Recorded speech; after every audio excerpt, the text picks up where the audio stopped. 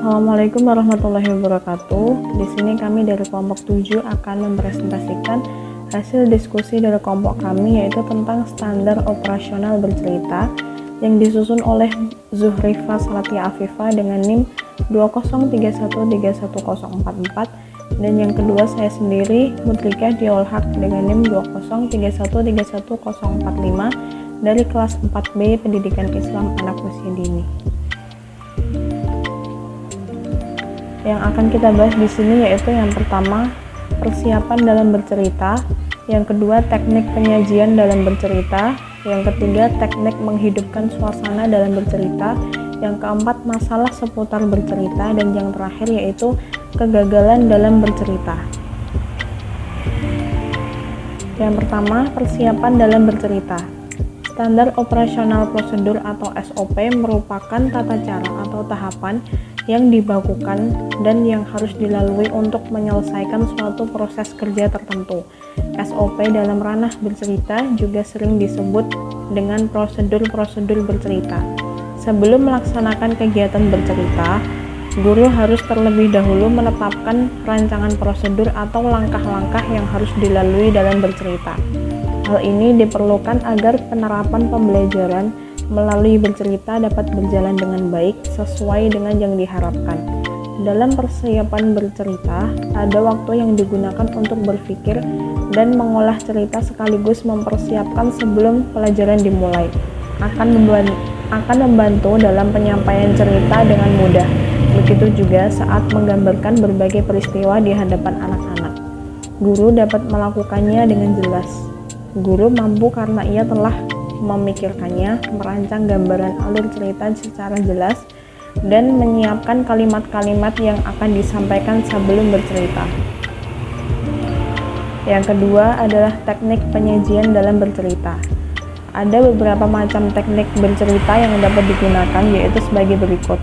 Yang pertama, bercerita dengan alat peraga buku.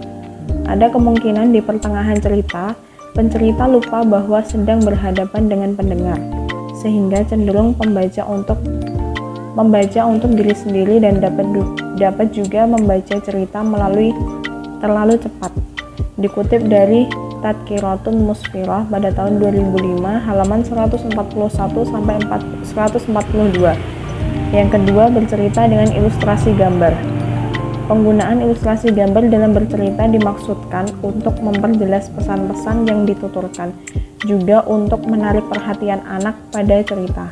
Dikutip dari Muslihatun pada tahun 2004 halaman 159. Yang ketiga yaitu bercerita dengan alat peraga boneka.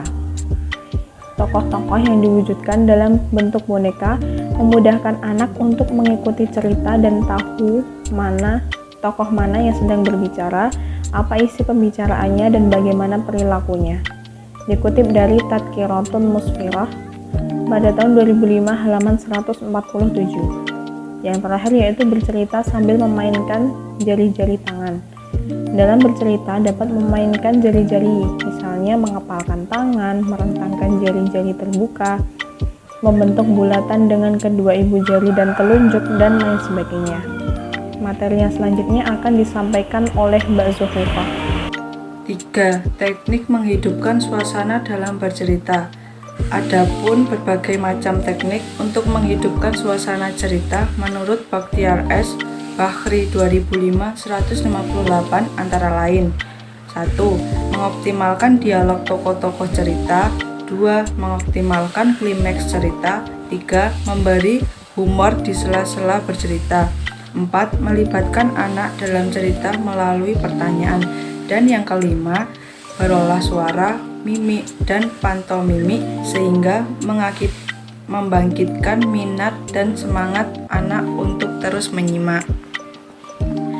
4. Masalah seputar bercerita. Bercerita yaitu mengeluarkan suatu bunyi artikulasi atau kita untuk menyampaikan suatu hal kepada orang lain. Mendengarkan cerita bagi anak usia dini merupakan kegiatan yang menarik, minat anak, dan sangat disukai. Namun kemampuan mendengarkan dan dapat menceritakan kembali cerita pada anak-anak perlu dilatih sejak usia dini, sebab tidak semua anak mampu untuk mendengarkan dan menceritakan kembali cerita secara urut. Melatih anak agar dapat bercerita di hadapan teman-temannya dapat dilatih sejak usia dini. Berikut ini adalah cara yang bisa membantu anak agar anak termotivasi dan percaya diri untuk mendengarkan dan menceritakan kembali cerita yang didengar. Guru mengawali cerita dengan suasana senang sehingga anak mau menyimak apa yang akan guru ceritakan. Sebelum masuk ke inti, guru bisa memberi reward, bawakan cerita dengan bahasa yang jelas dan intonasi suara menarik. Lakukan sesekali kontak mata dengan anak. Di akhir cerita, sampaikan pesan-pesan moral. Dan guru dapat memberikan kesempatan kepada anak untuk dapat mengemukakan pendapat mereka. 5. Kegagalan dalam bercerita. Dalam bercerita, ada beberapa hal penting yang harus diperhatikan sehingga tidak terjadi kesalahan dalam menerima isi dari pesan yang disampaikan. Di antaranya, pendengar harus terlibat. Cerita dapat dimengerti. Guru benar-benar memahami cerita yang disampaikan. Metode bercerita disampaikan melalui cerita yang menarik dengan atau tanpa bantuan media pembelajaran. Cerita yang disampaikan harus mengandung pesan, nasihat, dan informasi yang dapat ditangkap oleh anak sehingga dapat dipahami cerita serta meneladani hal-hal baik yang disampaikan. Melalui metode bercerita, anak dapat mengembangkan kemampuan bahasanya, dapat mengulang cerita yang didengarnya dengan bahasa yang sederhana sehingga berpengaruh terhadap kemampuan kosakata dasar anak. Terima kasih. Demikian presentasi dari kelompok 7. Apabila ada kekurangan, kami mohon yang sebesar-besarnya. Wassalamualaikum warahmatullahi wabarakatuh.